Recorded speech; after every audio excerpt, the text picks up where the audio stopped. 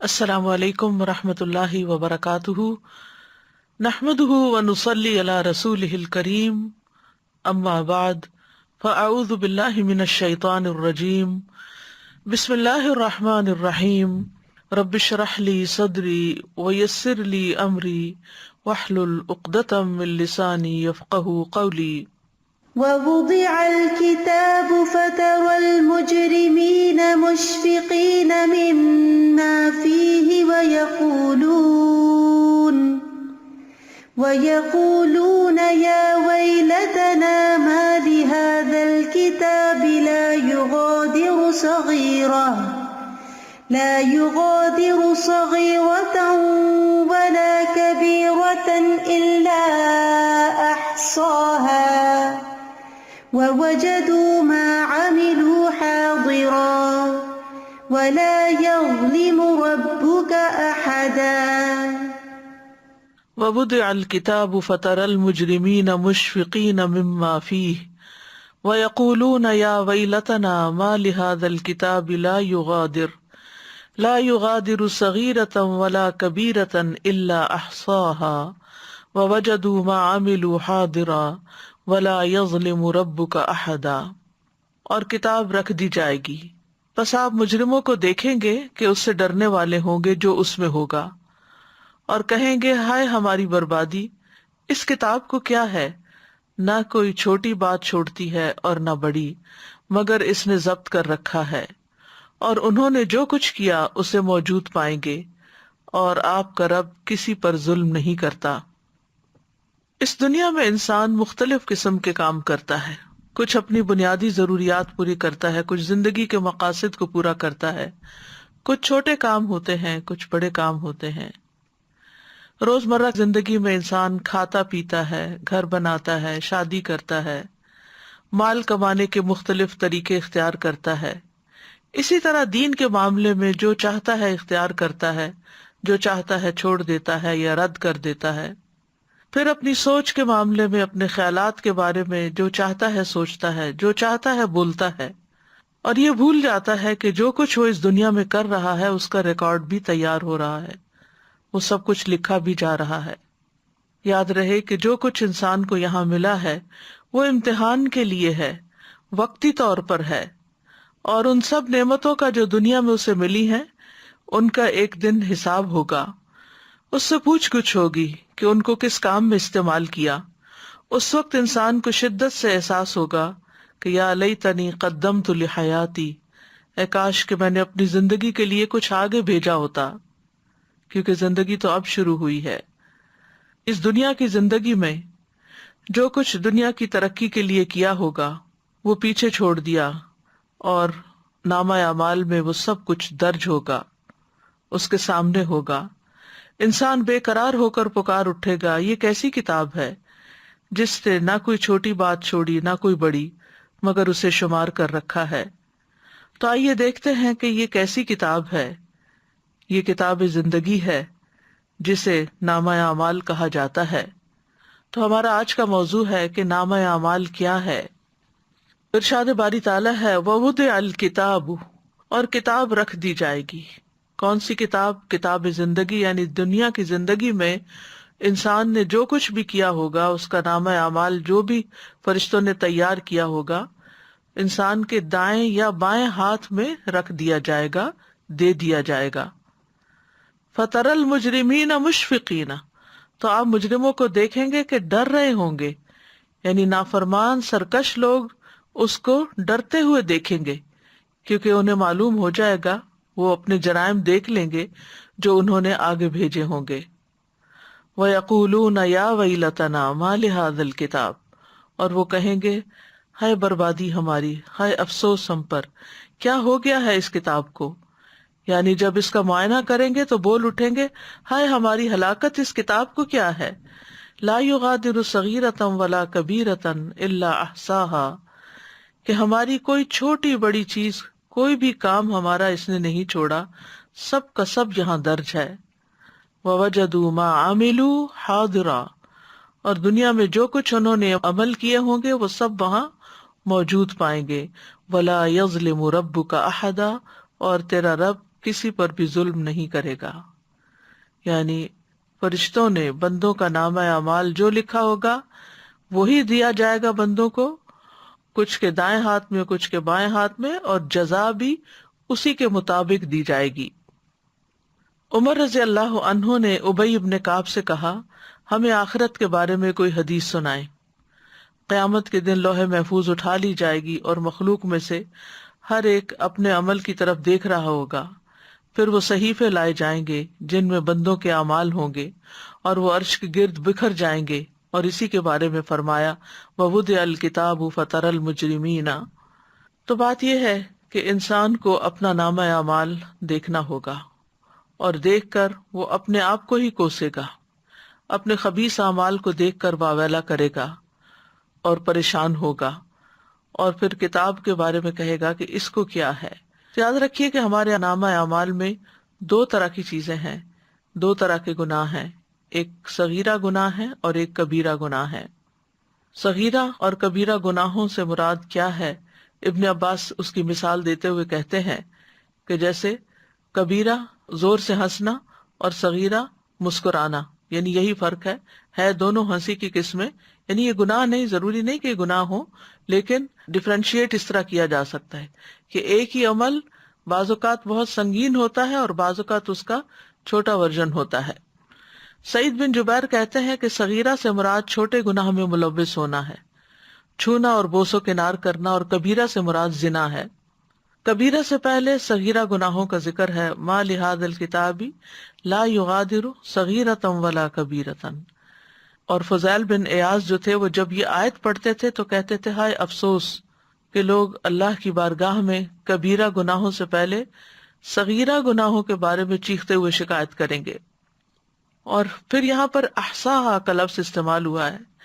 احصا کا مطلب ہوتا ہے اس نے شمار کر رکھا ہوگا، احاطہ کر رکھا ہوگا کس چیز کا، چاہے انسان کی زبان سے کوئی لفظ نکلے یا اس کے کوئی ایکشنز ہو. امام قرطبی اپنی تفسیر میں کہتے ہیں کہ انسان کی ہر چیز اس کے ذمے لکھ دی جاتی ہے، یہاں تک کہ بیماری میں اس کا ہائے ہائے کرنا بھی لکھا جاتا ہے، یا آہ جو کرتا ہے. امام احمد کے بارے میں کہا جاتا ہے کہ وہ اپنی بیماری میں ہائے ہائے کہہ رہے تھے تو طاؤس کی طرف سے ان کو یہ بات پہنچی. طاؤس نے کہا کہ فرشتہ ہر بات لکھ لیتا ہے، یہاں تک کہ بیماری میں کی جانے والی ہائے بھی لکھتا ہے. اس کے بعد امام احمد نے کبھی ہائے ہائے نہیں کی یہاں تک کہ فوت ہو گئے، اس کے بجائے اللہ کا ذکر کرتے ہوں گے.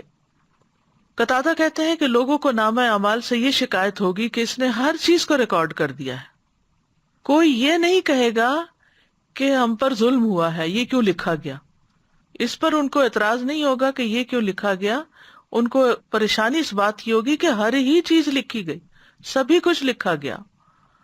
اور پھر یہ ہے کہ وہ اپنے سامنے اس کو پائیں گے، تو کسی پر بھی ظلم نہ ہوگا، نہ نیک لوگوں پر ظلم ہوگا اور نہ گناہ گاروں پر ظلم ہوگا. نہ نیک لوگوں کی اطاعت میں سے کوئی کمی کی جائے گی اور نہ گناہ گاروں کے عذاب میں کچھ اضافہ کیا جائے گا، کیونکہ اللہ سبحانہ وتعالیٰ کسی پر بھی ظلم نہیں کرتا. ان اللہ لا یظلم مثقال ذرۃ وان تک حسنۃ یضاعفها ویؤت من لدنہ اجرا عظیما. بے شک اللہ ایک ذرے کے برابر بھی ظلم نہیں کرتا، اور اگر ایک نیکی ہوگی تو اسے دگنا کر دے گا اور اپنے پاس سے بہت بڑا اجر عطا کرے گا. سورۃ الانبیاء میں آتا ہے وَنَضَعُ الْمَوَازِينَ الْقِسْطَ لِيَوْمِ الْقِيَامَةِ فَلَا تُظْلَمُ نَفْسٌ شَيْئًا وَإِنْ كَانَ مِثْقَالَ حَبَّةٍ مِّنْ خَرْدَلٍ أَتَيْنَا بِهَا وَكَفَى بِنَا حَاسِبِينَ. اور ہم قیامت کے دن ایسے ترازو رکھیں گے جو عین انصاف ہوں گے، پھر کسی شخص پر کچھ بھی ظلم نہ کیا جائے گا، اور اگر رائی کے ایک دانے کے برابر عمل ہوگا تو ہم اسے بھی لے آئیں گے، اور ہم حساب لینے والے کافی ہیں. عبداللہ بن انیس کہتے ہیں کہ انہوں نے نبی صلی اللہ علیہ وسلم کو فرماتے ہوئے سنا کہ اللہ قیامت کے دن بندوں کو اکٹھا کرے گا، یا یہ فرمایا کہ لوگوں کو برہنہ جسم بے ختنہ بے زر پر جمع فرمائے گا. وہ کہتے ہیں کہ ہم نے کہا کہ وہمن کا کیا معنی ہے، یعنی جو اس حدیث میں لفظ استعمال ہوا ہے. آپ نے فرمایا کہ ان کے پاس کچھ بھی نہ ہوگا، یعنی سوائے اعمال نامے کے اب ان کے پاس کوئی چیز نہیں ہوگی. پھر اللہ انہیں ایسی آواز میں پکارے گا کہ اس کو دور والا اس طرح سنے گا جیسے کہ قریب والا سن رہا ہو. فرمائے گا میں دیان. دیان کا معنی ہوتا ہے زبردست اور خیر و شر کا بدلہ لینے والا. میں دیان ہوں، میں بادشاہ ہوں. کسی جہنم والے کو حق نہیں کہ وہ جہنم میں داخل ہو اور اس کا کسی جنتی کے پاس حق ہو، یہاں تک کہ میں اسے اس سے بدلہ دلوا دوں. اور کسی جنتی کو جنت میں داخل ہونے کا حق نہیں، اور یہ کہ اس کا کسی جہنمی کے پاس حق ہو، یہاں تک کہ میں اس سے اس کا بدلہ دلوا دوں، اگرچہ وہ ایک تمانچہ ہی کیوں نہ ہو، ایک تھپڑ ہی کیوں نہ ہو. وہ کہتے ہیں ہم نے کہا یہ کس طرح ہوگا جبکہ ہم برہنہ جسم بے ختنہ اور بے زر و پر آئیں گے؟ آپ نے فرمایا نیکیوں اور برائیوں کا معاملہ اور تبادلہ ہوگا، یعنی کسی سے اس کا مال نہیں لیا جائے گا کیونکہ مال تو ہوگا ہی نہیں، تو نیکیاں اعمال نامے ہی ایکسچینج ہو جائیں گے. جس کے اوپر کسی نے ظلم کیا ہوگا اس کی نیکیاں مظلوم کو مل جائیں گی. تو یہ نامہ اعمال دراصل ہے کیا؟ یہ وہ نامہ اعمال ہے جو فرشتے لکھتے ہیں بنی آدم کے تمام اعمال، خیر کے بھی اور شر کے بھی. ان نامہ اعمال کو تیار کرنے کے لیے فرشتے مقرر کیے گئے ہیں جن کو کرامن کاتبین کہا جاتا ہے. قرآن مجید میں آتا ہے سورۃ قاف میں وَلَقَدْ خَلَقْنَا الْإِنسَانَ وَنَعْلَمُ مَا تُوَسْوِسُ بِهِ نَفْسُهُ وَنَحْنُ أَقْرَبُ إِلَيْهِ مِنْ حَبْلِ الْوَرِيدِ إِذْ يَتَلَقَّى الْمُتَلَقِّيَانِ عَنِ الْيَمِينِ وَعَنِ الشِّمَالِ قَعِيدٌ مَا يَلْفِظُ مِنْ قَوْلٍ إِلَّا لَدَيْهِ رَقِيبٌ عَتِيدٌ. اور بلا شبہ یقیناً ہم نے انسان کو پیدا کیا اور جو کچھ اس کے دل میں وسوسہ گزرتا ہے اسے بھی ہم جانتے ہیں. یعنی صرف زبانی باتیں ہی نہیں بلکہ اندر کے خیالات بھی، نیتیں بھی. اور ہم اس کی رگے جان سے بھی زیادہ اس کے قریب ہیں. جب اس کے ہر قول و فعل کو دو لینے والے لیتے ہیں جو دائیں طرف اور بائیں طرف بیٹھے ہیں، وہ کوئی بات منہ سے نہیں نکالتا مگر اس کے پاس ایک تیار نگران ہوتا ہے.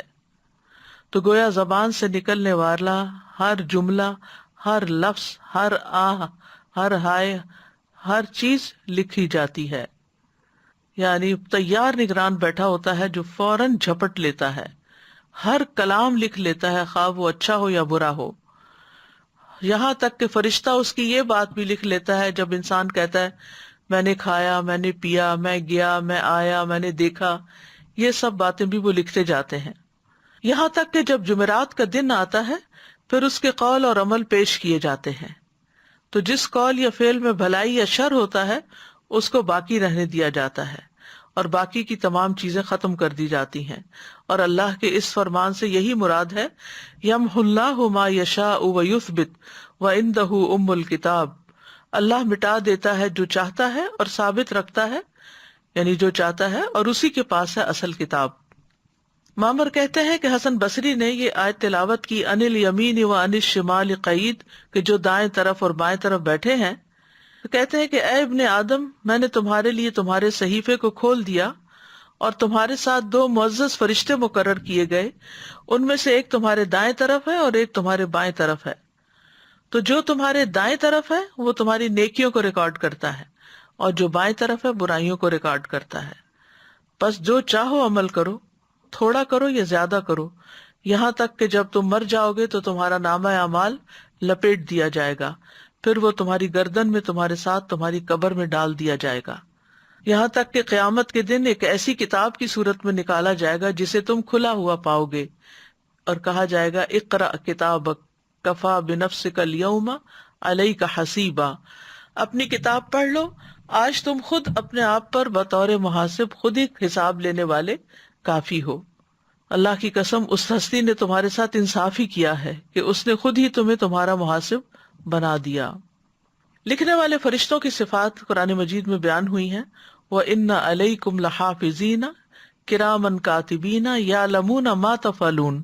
حالانکہ بلا شبہ تم پر یقیناً نگہبان مقرر ہیں جو بہت عزت والے ہیں، لکھنے والے ہیں، وہ جانتے ہیں جو تم کرتے ہو. پھر اللہ تعالیٰ سے فرشتے پوچھ کر بھی لکھتے ہیں. رسول اللہ صلی اللہ علیہ وسلم نے فرمایا فرشتے عرض کرتے ہیں اے رب تیرا فلاں بندہ گناہ کرنے کا ارادہ کر رہا ہے. اللہ باوجود اس کے کہ اسے خوب دیکھ رہا ہوتا ہے فرشتے سے فرماتا ہے کہ اس کی نگرانی کرتے رہو. اگر یہ گناہ کر بیٹھے تو صرف اتنا ہی لکھنا جتنا اس نے کیا، اور اگر گناہ چھوڑ دے تو اس کے لیے نیکی لکھ دینا، کیونکہ اس نے گناہ میری وجہ سے چھوڑا ہے۔ بائیں فرشتے کی ایک خاص ذمہ داری ہے۔ رسول اللہ صلی اللہ علیہ وسلم نے فرمایا، بے شک بائیں طرف والا فرشتہ 6 گھڑیاں مسلمان گناہگار بندے سے اپنا قلم اٹھائے رکھتا ہے، یعنی گناہ کرنے کے بعد بھی وہ 6 گھڑیاں قلم اٹھائے رکھتا ہے۔ پھر اگر وہ شرمندہ ہو اور اللہ سے اس گناہ سے استغفار کر لے تو وہ قلم رکھ دیتا ہے، لکھتا نہیں، ورنہ ایک گناہ لکھ دیتا ہے۔ اسی طرح جو لوگ سو رہے ہوں، نابالغ بچے، مجنون اور پاگل، جب تک کہ انہیں ہوش نہ آ جائے، ان سب سے بھی قلم اٹھا لیا گیا ہے۔ ان کے اعمال نامے نہیں لکھے جاتے کیونکہ ان کو تو کچھ سمجھ ہی نہیں۔ تو نامہ اعمال کس لیے لکھے جائیں گے؟ تاکہ وہ انسان پر گواہ بن سکیں۔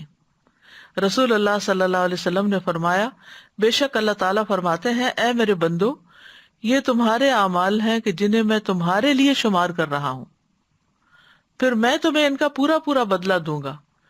تو جو آدمی بہتر بدلہ پائے وہ اللہ کا شکر ادا کرے، اور جو بہتر بدلہ نہ پائے تو وہ اپنے ہی نفس کو ملامت کرے۔ یعنی خود انسان کے لیے یہ سب کچھ لکھوایا جا رہا ہے تاکہ کل کو انسان انکار نہ کر سکے کہ میں نے تو یہ کیا ہی نہیں تھا۔ ذرہ برابر خیر و شر بھی نامہ اعمال میں محفوظ کر لیا جاتا ہے۔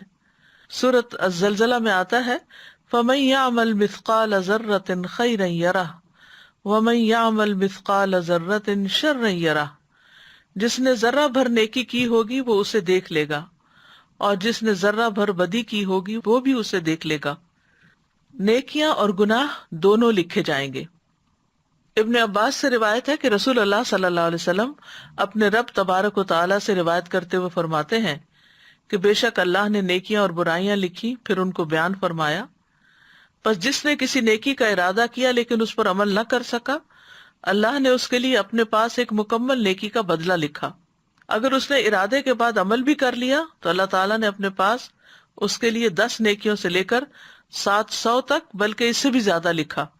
اور جس نے کسی برائی کا ارادہ کیا پھر اس پر عمل نہیں کیا تو اللہ نے اس کے لیے اپنے پاس ایک مکمل نیکی لکھی، اور اگر اس نے ارادے کے بعد اس پر عمل بھی کر لیا تو اللہ نے اس کے لیے صرف ایک برائی لکھی۔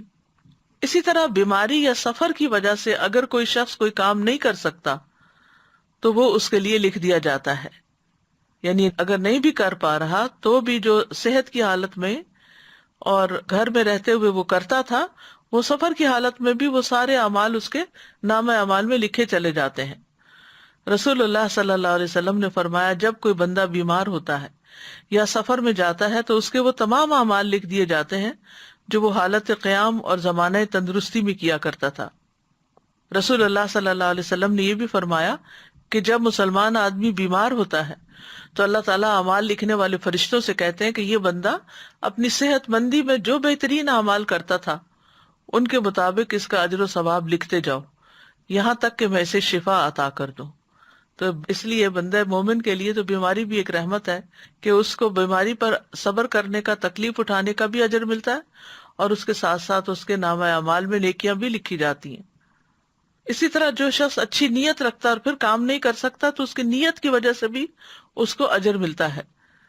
تہجد کے لیے اگر کوئی نیت کر کے سوئے لیکن اس کی آنکھ ہی نہیں کھلی اور وہ تہجد اس کے رہ گئے تو پھر بھی نہ اٹھ سکنے کے باوجود اس کی نیت کی بنا پر اس کو ثواب مل جاتا ہے، اور اس کی نیند اس کے رب کی طرف سے اس پر صدقہ ہوتی ہے۔ پھر اگر کوئی معقول عذر ہو، کوئی وجہ ہو، اور اس وجہ سے انسان نیک عمل نہ کر سکے تو اس پر بھی اجر لکھا جاتا ہے۔ جیسے سورۃ التوبہ میں آتا ہے، وَلَا يَطَعُونَ مَوْطِئًا يَغِيظُ الْكُفَّارَ وَلَا يَنَالُونَ مِنْ عَدُوٍّ نَيْلًا إِلَّا كُتِبَ لَهُمْ بِهِ عَمَلٌ صَالِحٌ إِنَّ اللَّهَ لَا يُضِيعُ أَجْرَ الْمُحْسِنِينَ۔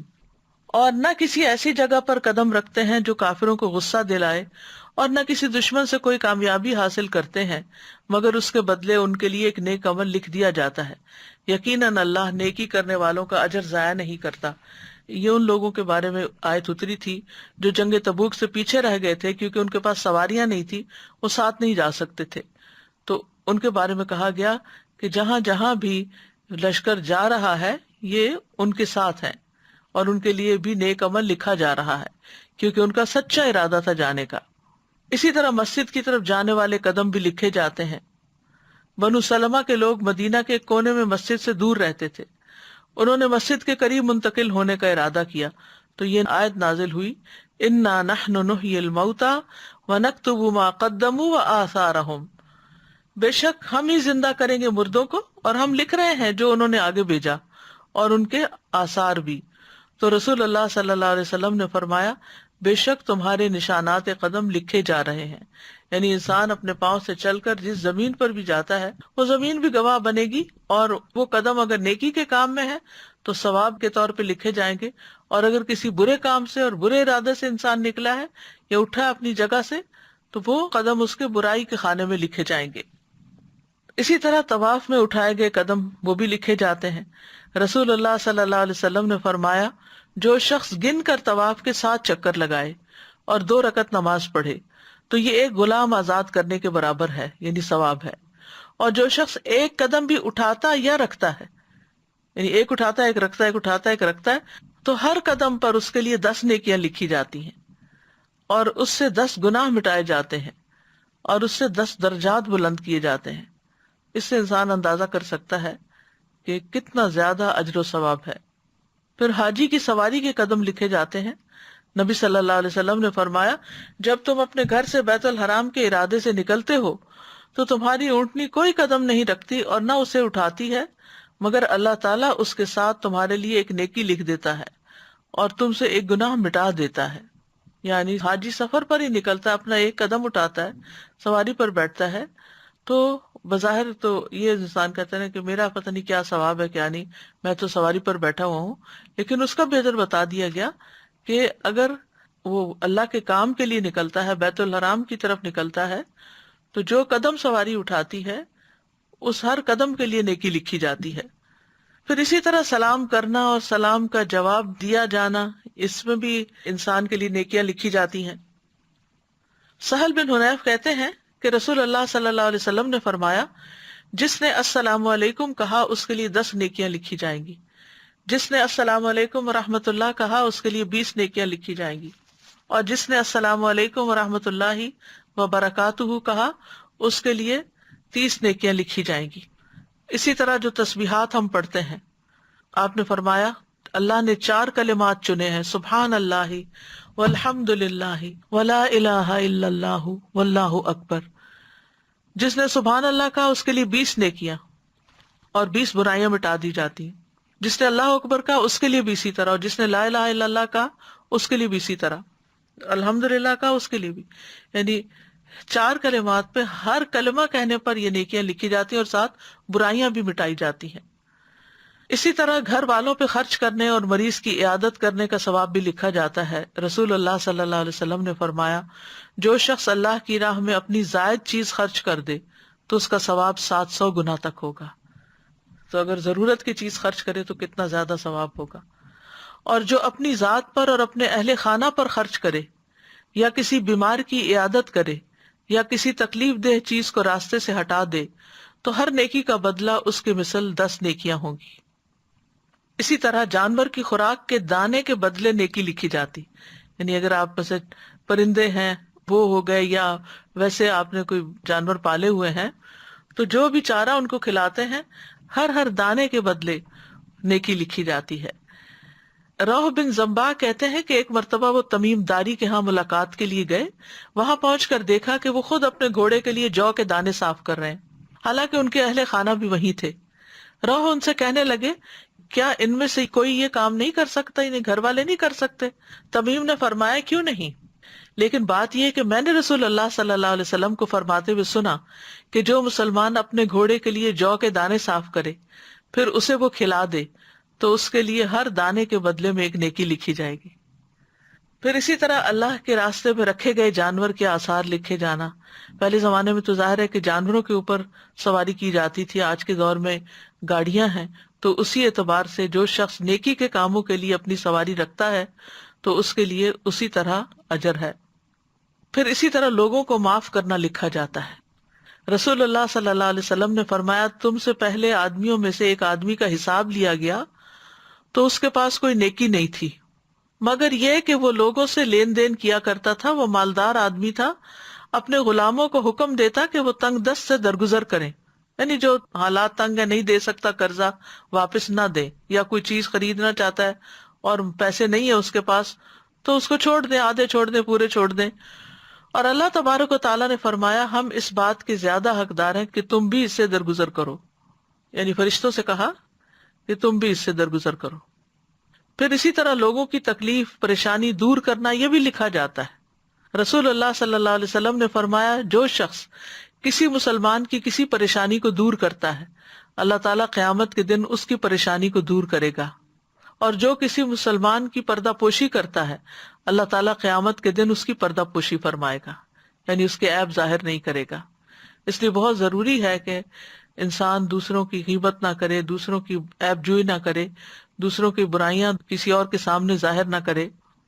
تو راستے سے تکلیف دہ چیز ہٹانا، رسول اللہ صلی اللہ علیہ وسلم نے فرمایا جس نے مسلمانوں کے راستے سے تکلیف دہ چیز ہٹائی، کوئی فرنیچر ہے، کوئی اینٹ پتھر ہے، کسی قسم کی کوئی بھی چیز، اللہ اس کے لیے ایک نیکی لکھے گا، اور جس کے لیے اللہ نیکی لکھ دیتا ہے اسے اس کی وجہ سے جنت میں داخل کر دیتا ہے۔ پھر جس طرح نیکیاں لکھی جاتی ہیں اس طرح گناہ بھی لکھے جاتے ہیں، تو اس سے بھی ڈرنا چاہیے۔ چھوٹے چھوٹے گناہ بھی لکھے جاتے ہیں۔ نبی صلی اللہ علیہ وسلم نے حضرت عائشہ سے فرمایا اے عائشہ معمولی گناہوں سے اپنے آپ کو بچاؤ، کیونکہ اللہ عز و جل کے ہاں ان کی بھی تفتیش ہو سکتی ہے۔ پھر آنکھ کی خیانت بھی لکھی جاتی ہے۔ رسول اللہ صلی اللہ علیہ وسلم نے حضرت علی سے فرمایا اے علی نامحرم عورت پر ایک نظر پڑ جائے تو دوبارہ نہ ڈالو، کیونکہ پہلی نظر تمہیں معاف ہے، دوسری نہیں۔ پھر رازوں اور سرگوشیوں کا لکھا جانا، یعنی راز اور وسپرنگ جو ہے، یعنی چپ کے جو باتیں کی جاتی ہیں یہ بھی فرشتے سن لیتے ہیں اور وہ بھی لکھ لیتے ہیں۔ سورہ زخرف میں آتا ہے ام یحسبون انا لا نسمع سرهم ونجواهم بلا ورسلنا لدیہم یکتبون، یا وہ گمان کرتے ہیں کہ بے شک ہم ان کا راز اور ان کی سرگوشی نہیں سنتے، کیوں نہیں، اور ہمارے بھیجے ہوئے ان کے پاس لکھتے رہتے ہیں۔ بلا ورسلنا لدیہم یکتبون۔ پھر معمولی خیانتیں بھی لکھی جاتی ہیں۔ نبی صلی اللہ علیہ وسلم مال غنیمت میں سے ایک جانور کی پیشانی کے بال پکڑتے اور فرماتے اس میں سے میرا بھی وہی حصہ ہے جو تم میں سے کسی کا ہے، سوائے خمس کے، اور وہ بھی تم پر ہی لوٹا دیا جاتا ہے، لہٰذا دھاگا اور سوئی یا اس سے بھی کم درجے کی چیز ہو تو واپس کر دو، اور خیانت سے بچو کیونکہ وہ قیامت کے دن خائن کے لیے باعث عار و ندامت ہوگی۔ پھر اسی طرح مسجد میں گندگی پھیلانا بھی لکھا جاتا ہے۔ نبی صلی اللہ علیہ وسلم نے فرمایا میری امت کے اعمال مجھ پہ پیش کیے گئے، نہیں لکھے ہوئے، پیش کیے گئے، دکھائے گئے، تو میں نے ان کے برے اعمال میں سے مسجد میں تھوکنا اور اس کا دفن نہ کرنا پایا۔ پھر غلاظت پھیلانا، نبی صلی اللہ علیہ وسلم نے فرمایا جس شخص نے قبلہ رخ تھوک دیا وہ قیامت کے دن اس حال میں آئے گا کہ اس کا تھوک اس کی دونوں آنکھوں کے درمیان ہوگا، یعنی پیشانی پہ لگا ہوا ہوگا۔ پھر اسی طرح تنہائی میں کیے گئے حرام کام بھی لکھے جاتے ہیں۔ قیامت کے دن نامہ اعمال کس طرح پیش ہوگا، اس کے بارے میں ہے کہ سب سے پہلے لوگ قبروں سے اٹھائے جائیں گے۔ جب سور پھونکا جائے گا تو لوگ قبروں سے اٹھ کر حشر کے میدان میں پہنچنا شروع کر دیں گے۔ وَنُفِخَ فِي الصُّورِ فَإِذَا هُم مِّنَ الْأَجْدَاثِ إِلَىٰ رَبِّهِمْ يَنْسِلُونَ، ساری مخلوق کو اکٹھا کر لیا جائے گا، ایک فرد بھی باقی نہ رہے گا۔ وَيَوْمَ نُسَيِّرُ الْجِبَالَ وَتَرَى الْأَرْضَ بَارِزَةً وَحَشَرْنَاهُمْ فَلَمْ نُغَادِرْ مِنْهُمْ أَحَدًا، اور جس دن ہم پہاڑوں کو چلائیں گے اور آپ زمین کو بالکل چٹیل اور ہموار دیکھیں گے اور ہم لوگوں کو جمع کریں گے تو ان میں سے کسی کو بھی باقی نہ چھوڑیں گے۔ پھر حشر کے میدان میں لوگوں کو نامہ اعمال تھما دیے جائیں گے، ساری مخلوق جب اکٹھی ہو جائے گی تو نامہ اعمال بانٹ دیے جائیں گے، اور جب تک اللہ چاہے گا وہ حشر کے میدان میں ننگے پاؤں ننگے جسم کھڑے رہیں گے، اور جب حساب کا وقت آ جائے گا جن سے اللہ حساب لینا چاہے گا تو اللہ ان کے نامہ اعمال کو لانے کا حکم دے گا، جس کو معزز لکھنے والوں یعنی فرشتوں نے لوگوں کے اعمال کو ذکر کر کے لکھا ہوگا تو وہ ان نامہ اعمال کو لے آئیں گے۔ پھر کچھ لوگوں کو دائیں ہاتھ میں نامہ اعمال دیا جائے گا، یہ خوش نصیب لوگ ہوں گے، کچھ کو ان کا نامہ اعمال بائیں ہاتھ میں دیا جائے گا یا ان کی پشت کے پیچھے سے دیا جائے گا، تو یہ بدبخت لوگ ہوں گے۔ پھر اس کے بعد ہر انسان اپنا نامہ اعمال پڑھے گا کہ میں نے کیا کیا، اپنی ڈائری پڑھے گا، پھر فیصلے کا انتظار کرے گا، اتنا انتظار کہ آنکھیں پھٹی ہوئی ہوں گی، پھٹ جائیں گی، تھک جائیں گی۔ نبی صلی اللہ علیہ وسلم نے فرمایا اللہ اگلوں اور پچھلوں کو کھڑے ہونے کی حالت میں ایک مقررہ دن کے لیے جمع کرے گا، جس کا ایک دن 40 سال کا ہوگا۔ ان کی آنکھیں پھٹی ہوئی ہوں گی اور اوپر کو اٹھی ہوئی ہوں گی، اور وہ مقدموں کے فیصلوں کا انتظار کر رہے ہوں گے۔ اللہ ہم سب پر رحم فرما دے، کیونکہ کتنا مشکل وقت ہوگا یہ۔ حشر کا دن بہت لمبا ہوگا۔ نبی صلی اللہ علیہ وسلم نے آیت تلاوت کی، یوم یقوم الناس لرب العالمین، اور فرمایا اس وقت تمہارا کیا حال ہوگا جب اللہ تمہیں 50,000 سال کے لیے اس طرح اکٹھا کرے گا جس طرح تیر کو کمان میں ڈالا جاتا ہے، اور پھر اللہ تعالیٰ اتنا عرصہ تمہاری طرف نظر بھی نہیں کرے گا۔ یعنی کتنا سخت دن ہوگا۔ اور حشر کے دن کتنی سخت گرمی ہوگی، سورج قریب آ جائے گا، ہر شخص اپنے پسینے میں ڈوبا ہوا ہوگا، اور حساب شروع کرنے کے لیے نبی صلی اللہ علیہ وسلم کی شفاعت ہوگی۔ اور اس میں ہم دیکھتے ہیں کہ جب لوگوں کو قیامت کا دن بہت لمبا محسوس ہوگا تو وہ ایک دوسرے سے کہیں گے آؤ آدم علیہ السلام کے پاس چلتے ہیں، وہ ابو البشر ہیں، کہ وہ اپنے رب عز و جل کے سامنے ہماری سفارش کر دے تاکہ وہ ہمارے درمیان فیصلہ شروع کر دے۔ چنانچہ سب لوگ آدم علیہ السلام کے پاس آئیں گے، وہ کہیں گے میں اس کام کا اہل نہیں ہوں، مجھے میری ایک خطا کی وجہ سے جنت سے نکال دیا گیا تھا، آج تو مجھے صرف اپنی فکر ہے۔ البتہ تم نوح علیہ السلام کے پاس چلے جاؤ جو تمہارے انبیاء کی بنیاد ہے۔ چنانچہ وہ نوح علیہ السلام کے پاس آئیں گے، وہ بھی یہی کہیں گے کہ میں اس کا اہل نہیں ہوں۔ تم خلیل اللہ ابراہیم کے پاس چلے جاؤ علیہ السلام، تو لوگ ابراہیم علیہ السلام کے پاس جائیں گے تو وہ بھی یہی کہیں گے کہ میں اس کام کا اہل نہیں ہوں۔ بالآخر لوگ نبی صلی اللہ علیہ وسلم کے پاس آئیں گے، وہ مجھ سے کہیں گے کہ اے محمد ہمارے لیے اپنے رب سے سفارش کر دے کہ وہ ہمارے درمیان فیصلہ کر دے۔ بس میں اللہ کے لیے سجدہ کرتا ہوا گر پڑوں گا اور اس کی ایسی حمد بیان کروں گا جو مجھ سے پہلے کسی نبی نے نہیں کی ہوگی، اور نہ ہی اس کی ایسی حمد میرے بعد کوئی بیان کرے گا۔ پھر کہا جائے گا کہ اے محمد اپنا سر اٹھائیے، آپ کو دیا جائے گا، کہیے سنا جائے گا، سفارش کیجیے، سفارش قبول کی جائے گی۔ تو یہ ہے نبی صلی اللہ علیہ وسلم کی سفارش قیامت کے دن۔ پھر ہر امت کو بھی اس کے نامہ اعمال کی طرف بلایا جائے گا، کل امت تدعی الی کتابھا۔ پھر جس کے دائیں ہاتھ میں نامہ اعمال دیا گیا اس کا حساب آسان ہوگا، اور جس کا نامہ اعمال بائیں ہاتھ میں دیا جائے گا تو وہ ہلاکت کو پکارے گا اور بھڑکتی آگ میں داخل ہوگا۔ دائیں ہاتھ میں نامہ اعمال ملنے والے خوش بخت ہوں گے۔ فَأَمَّا مَنْ أُوتِيَ كِتَابَهُ بِيَمِينِهِ فَيَقُولُ هَاؤُمُ اقْرَءُوا كِتَابِيَهْ إِنِّي ظَنَنْتُ أَنِّي مُلَاقٍ حِسَابِيَهْ فَهُوَ فِي عِيشَةٍ رَاضِيَةٍ۔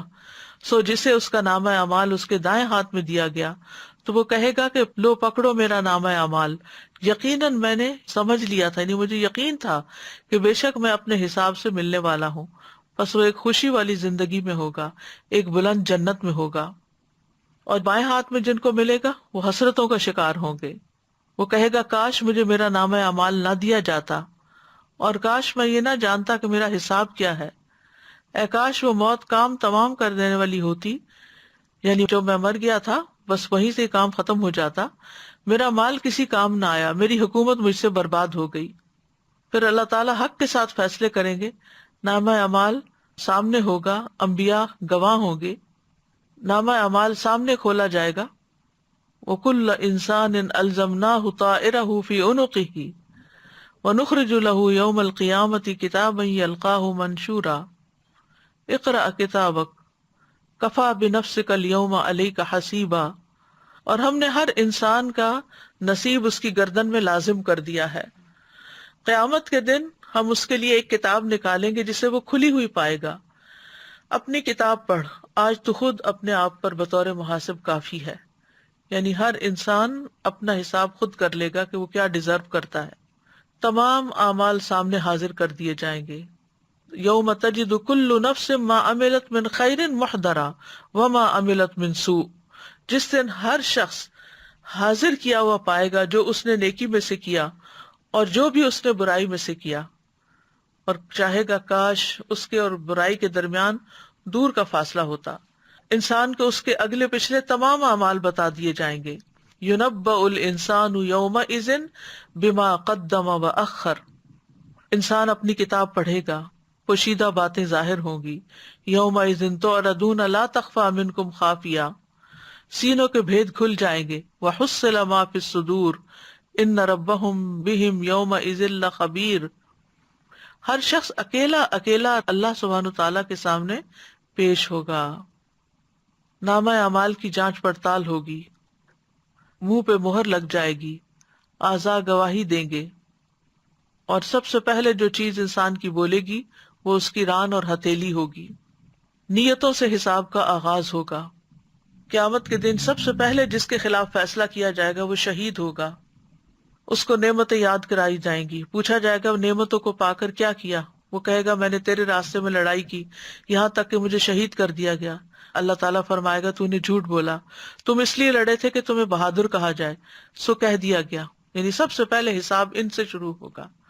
پھر اس کے بارے میں حکم دیا جائے گا کہ اس کو منہ کے بل گھسیٹا جائے یہاں تک کہ آگ میں ڈال دیا جائے. اسی طرح جس شخص نے علم حاصل کیا اس کا بھی یہی حال ہوگا، اور جس نے مال خرچ کیا خوب اس کا بھی یہی حال ہوگا. حقوق اللہ میں سب سے پہلے نماز کا حساب ہوگا. پھر اسی طرح مومن کے گناہوں کو پیش کیا جائے گا اور وہ ڈر رہا ہوگا. اللہ سبحانہ تعالیٰ اسے اس کے گناہوں کا اقرار کروائے گا. پھر اللہ تعالیٰ فرمائے گا کیا تو پہچانتا ہے ان کو؟ وہ کہے گا اے رب میں پہچانتا ہوں. اللہ تعالیٰ فرمائے گا میں نے دنیا میں تیرے گناہوں پہ پردہ ڈالا اور آج کے دن تیرے گناہوں کو معاف کرتا ہوں. پھر اسے اس کی نیکیوں کا اعمال نامہ دے دیا جائے گا. کفار اور منافقین کی اعلانیہ تذلیل کی جائے گی. پکار کر بلایا جائے گا اور کہا جائے گا یہ ہیں وہ لوگ جنہوں نے اللہ پہ جھوٹ باندھا. اللہ سبحانہ وتعالیٰ بہت باریک بینی سے حساب کریں گے. حقداروں کے حقوق کے لیے بار بار پیشی ہوگی. پھر اسی طرح ظلم کی وجہ سے قیامت کے دن نیکیاں مٹ جائیں گی. عبداللہ بن مسعود کہتے ہیں نبی صلی اللہ علیہ وسلم نے فرمایا بے شک شیطان سرزمین عرب پر بتوں کی عبادت سے مایوس ہو چکا ہے، لیکن وہ اس کے علاوہ تم سے معمولی برائیاں کروا کر راضی ہو جائے گا، اور وہ معمولی برائیاں قیامت کے دن ہلاک کر دینے والی ہوں گی. اپنی طاقت کے مطابق ظلم سے بچو، کیونکہ بندہ قیامت کے دن نیکیاں لے کر آئے گا اور وہ سمجھے گا کہ وہ نجات دلا دیں گی، اور دوسرا بندہ مسلسل کہہ رہا ہوگا اے رب تیرے اس بندے نے مجھ پہ ظلم کیا تھا، تو اللہ تعالیٰ فرمائے گا اس کی نیکیوں میں سے مٹا دو. اور اسی طرح ہوتا رہے گا یہاں تک کہ گناہوں کی وجہ سے اس کی ایک نیکی بھی باقی نہ رہے گی. تو اس سے اندازہ لگائیں کہ کتنا ضروری ہے ایک تقوی والی زندگی گزارنا، ایک محتاط زندگی گزارنا. قیامت کے دن ظالم سے مظلوم کو قصاص دلایا جائے گا. وہ شخص جس کے پاس ڈھیروں نیکیاں ہوں گی لیکن اس نے ساتھ دوسروں کو تکلیف دی ہوگی، کسی کو گالی دی ہوگی، کسی پہ تہمت لگائی ہوگی، کسی کا مال کھایا ہوگا، کسی کا خون بہایا ہوگا، کسی کو مارا ہوگا، تو ان سب لوگوں کو اس آدمی کی نیکیاں دے دی جائیں گی. اور اگر اس کی نیکیاں ان کے حقوق کی ادائیگی سے پہلے ہی ختم ہو گئیں تو ان لوگوں کے گناہ اس آدمی پر ڈال دیے جائیں گے. پھر اس آدمی کو آگ میں ڈال دیا جائے گا. پھر اسی طرح اعمال کو تولا جائے گا، یعنی پیش ہونے کے بعد پھر اعمال تولے جائیں گے. عبداللہ بن قیس کہتے ہیں لوگوں کو قیامت کے دن 3 مرتبہ پیش کیا جائے گا. پہلی 2 مرتبہ پیش ہونے میں بحث و مباحثہ ہوگا اور عذر پیش کیے جائیں گے، اور جہاں تک تیسری مرتبہ کا پیش ہونا ہے تو اس وقت لوگوں کے ہاتھوں میں نامہ اعمال پہنچ جائے گا. کچھ لوگ اپنا نامہ اعمال دائیں ہاتھ میں لیں گے اور کچھ بائیں ہاتھ میں لیں گے. انصاف کے ترازو رکھ دیے جائیں گے، کسی پر کوئی ظلم نہ کیا جائے گا. قیامت کے دن اتنے بڑے ترازو رکھے جائیں گے کہ ان میں آسمان اور زمین کا بھی وزن کیا جا سکے. ہر چھوٹی بڑی بات کا وزن کیا جائے گا. بندوں کو بھی تولا جائے گا. اللہ کے نیک بندوں کا وزن کہیں زیادہ ہوگا. ابن مسعود سے روایت ہے کہ ایک مرتبہ وہ پیلو کی مسواک چن رہے تھے. ان کی پنڈلیاں پتلی تھی، جب ہوا چلتی تو وہ لڑکھڑانے لگتے. لوگ یہ دیکھ کر ہنسنے لگے. تو آپ نے پوچھا تم کیوں ہنس رہے ہو؟ لوگوں نے کہا اللہ کے نبی ان کی پتلی پتلی پنڈلیاں دیکھ کر. آپ نے فرمایا اس ذات کی قسم جس کے ہاتھ میں میری جان ہے، یہ دونوں پنڈلیاں میزان میں احد پہاڑ سے بھی زیادہ بھاری ہیں. دنیا میں تو ہمیں وزن زیادہ ہونے کی پریشانی ہو جاتی ہے، لیکن وہاں وہ خوش قسمت ہوگا جس کا وزن نیکیوں کی وجہ سے، اچھے اعمال کی وجہ سے زیادہ ہوگا. جو لوگ اللہ کی آیات کا انکار کرتے ہیں، اس کی ملاقات کا انکار کرتے ہیں، انہیں ان کے نیک اعمال کا کوئی بدلہ نہیں ملے گا، ضائع ہو جائیں گے، کیونکہ ایسے لوگ ہمیشہ جہنم میں رہیں گے. پھر اسی طرح میزان میں بھاری اعمال کون سے ہیں؟ لا الہ الا اللہ، اگر آسمان و زمین اور ان کے درمیان موجود تمام چیزوں کو ترازو کے ایک پلڑے میں رکھ دیا جائے اور لا الہ الا اللہ کو دوسرے پلڑے میں، تو یہ دوسرا پلڑا جھک جائے گا۔ پھر حسن اخلاق بہترین نیکی ہے۔ نبی صلی اللہ علیہ وسلم نے فرمایا، میزان میں حسن اخلاق سے زیادہ بھاری چیز کوئی نہیں۔ پھر لمبی خاموشی، یعنی انسان بغیر ضرورت بات نہ کرے۔ آپ نے فرمایا، تم اچھے اخلاق اور طویل خاموشی کو لازم پکڑو۔ اس ذات کی قسم جس کے ہاتھ میں میری جان ہے، مخلوقات نے کوئی ایسا عمل نہیں کیا جو ان دو نیکیوں کے برابر ہو۔ کون سی دو نیکیاں؟ اچھے اخلاق اور طویل خاموشی۔ پھر اسی طرح دو کلمات ترازو میں بہت بھاری ہیں اور زبان پہ ہلکے ہیں لیکن رحمان کو بہت عزیز ہیں، سبحان اللہ العظیم، سبحان اللہ و بحمدہ۔ پھر میزان کو آدھا بھر دینے والا عمل کیا ہے؟ ایک دفعہ سبحان اللہ کہنا۔ میزان کو پورا بھرنے والا عمل الحمدللہ ہے۔ سبحان اللہ نصف میزان بھرتا ہے اور الحمدللہ پورا۔ پھر اسی طرح نماز جنازہ ادا کرنا اور دفنانے تک ساتھ رہنا، یہ احد پہاڑ سے زیادہ وزنی عمل ہے۔ اسی طرح اولاد کی وفات پر ماں باپ کا صبر ہو تو وہ بھی میزان میں بہت بھاری ہے، اور ہمیں اس کے لیے دعائیں بھی کرنی چاہیے۔ ربنا لا تزغ قلوبنا بعد اذ ہدیتنا وہب لنا من لدنک رحمہ انک انت الوہاب ربنا انک جامع الناس لیوم لا ریب فیہ ان اللہ لا یخلف المیعاد۔ اے ہمارے رب، ہمارے دل ٹیڑھے نہ کر اس کے بعد کہ تو نے ہمیں ہدایت دی، اور اپنے پاس سے رحمت عطا فرما، بے شک تو ہی بے حد عطا کرنے والا ہے۔ اے ہمارے رب، بے شک تو سب لوگوں کو اس دن کے لیے جمع کرنے والا ہے جس میں کوئی شک نہیں، بے شک اللہ وعدے کی خلاف ورزی نہیں کرتا۔ دنیا اور آخرت میں بھلائی کی دعا کرنی چاہیے۔ ربنا آتنا فی الدنیا حسنۃ وفی الآخرۃ حسنۃ وقنا عذاب النار۔ اے ہمارے رب، ہمیں دنیا میں بھی بھلائی عطا فرما اور آخرت میں بھی بھلائی عطا فرما، اور ہمیں آگ کے عذاب سے بچا لے۔ یعنی دنیا میں نیکی کرنے کی توفیق دے اور آخرت میں ان نیکیوں کا بدلہ بھی عطا فرما۔ اللہ سے عافیت مانگنی چاہیے۔ اللہم انی اسألک العافیۃ فی الدنیا والآخرہ۔ پھر اللہ تعالیٰ سے جنت کے قریب لے جانے والے اعمال کا سوال کرنا چاہیے۔ اللہم انی اسألک الجنۃ وما قرب الیہا من قول او عمل واعوذ بک من النار وما قرب الیہا من قول او عمل۔ پھر آخرت کے دن کی رسوائی سے بچنے کی دعا مانگنا۔ ربنا وآتنا ما وعدتنا علی رسلک ولا تخزنا یوم القیامہ انک لا تخلف المیعاد۔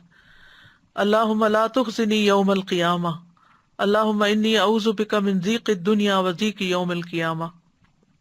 کرنے کے کام یہ ہے کہ انسان اس بات کا احساس کرے کہ نیک اعمال لکھے جائیں گے اور برے اعمال بھی لکھے جائیں گے، لہٰذا ہر چیز جب لکھی جائے گی تو مجھے نیکیاں زیادہ کرنی ہیں اور برائیاں چھوڑ دینی ہیں۔ یہ سوچتے رہنا ہے کہ آج عمل کا وقت ہے، اس لیے نامہ اعمال میں زیادہ سے زیادہ نیک اعمال ہوں۔ پھر اپنے نامہ اعمال کو دیکھ کر خوش ہونے کے لیے کثرت سے استغفار کریں۔ عبداللہ بن بسر کہتے ہیں، نبی صلی اللہ علیہ وسلم نے فرمایا، مبارک ہو اس کو جو اپنے نامہ اعمال میں کثرت سے استغفار پائے، یعنی زیادہ سے زیادہ استغفار کرنا چاہیے۔ دنیا میں ہی اپنا محاسبہ کر لینا چاہیے، اپنی ذات کا خود محاسبہ کرنا چاہیے۔ حسن بصری کہتے ہیں کہ مومن اپنی ذات پر نگران ہے، وہ اللہ عز و جل کے لیے اپنا محاسبہ کرتا ہے، اور اپنا محاسبہ ایسے کریں جیسے کسی دوسرے انسان کا محاسبہ کیا جاتا ہے، اور دنیا میں ہی اپنے حقوق کی معافی مانگ لیں، یعنی دوسروں سے اپنے حقوق معاف کروا لیں، یعنی اگر ان کے حق میں کوئی کمی ہوئی ہو۔ نبی صلی اللہ علیہ وسلم نے فرمایا، جس نے اپنے کسی بھائی پہ ظلم کیا ہو تو اسے چاہیے کہ اس سے دنیا میں ہی معاف کرا لے، اس لیے کہ آخرت میں روپے پیسے نہیں ہوں گے، اس سے پہلے معاف کرا لے کہ اس کے بھائی کے لیے اس کی نیکیوں میں سے حق دلایا جائے گا، اور اگر اس کے پاس نیکیاں نہ ہوں گی تو اس مظلوم بھائی کی برائیاں اس پہ ڈال دی جائیں گی۔ انسان سوچ سمجھ کر یہ زندگی بسر کرے، تقوی والی زندگی بسر کرے، اور کوئی ایسا کام نہ کرے کہ جو انسان کی حسنات کی بجائے سیئات میں لکھا جائے۔ اور اس میں نیت کا بھی بہت بڑا عمل دخل ہے۔ بظاہر دیکھنے میں کچھ کام بہت اچھے لگتے ہیں، لیکن حقیقت میں وہ دائیں طرف لکھے جانے کے بجائے نیت کی خرابی کی وجہ سے بائیں طرف لکھے جائیں گے. اللہ تعالیٰ ہمیں محفوظ رکھے. وآخر دعوانا ان الحمد للہ رب العالمین. سبحانک اللہم و بحمدک، اشہد ان لا الہ الا انت، استغفرک و اتوب الیک. السلام علیکم و رحمۃ اللہ وبرکاتہ.